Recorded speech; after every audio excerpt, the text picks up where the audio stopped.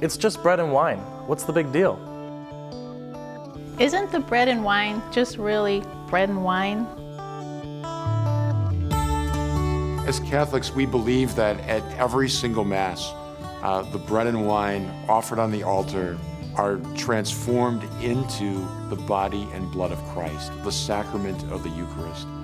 It takes a remarkable faith to believe that, because it still looks like bread and wine, it still tastes like bread and wine. We use the philosophical term transubstantiation to philosophically explain what happens, that the essence of what it is has been transformed into the body and blood of Jesus. The externals remain the same. Obviously, no one can prove the truth of the Eucharist. A scientist won't be able to analyze it and see a difference. It comes down to faith, and it comes down to a remarkable faith. And yet, when we look at the scriptures, at the Last Supper, Jesus says, "This is my body, this is my blood." He doesn't say this is a symbol of my body. He doesn't say this is a representation of my blood. He says that it's fully himself being offered to us in every experience of the Eucharist.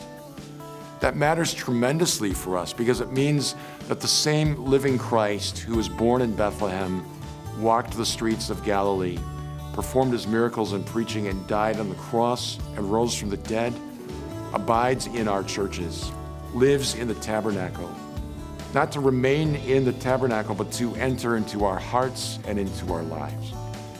Every time I'm blessed to distribute communion, I never cease to be moved.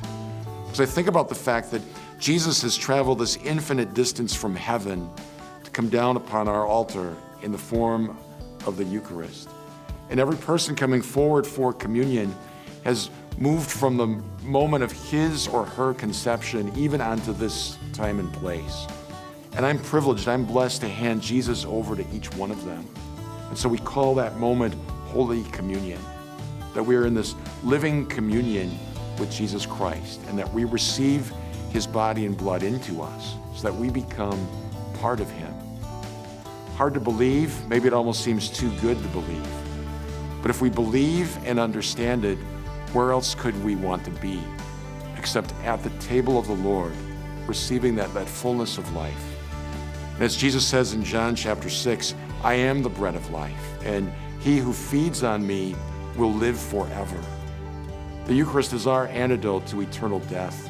It is our eternal fountain of youth because it renews within us that vitality of Christ, his saving presence, his paschal mystery, his love for us.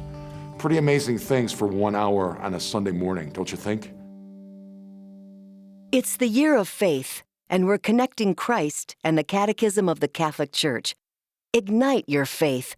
Share this video with a friend and spark up a spirited conversation today. So what's the next C4 all about? We invite you to come back and see for yourself.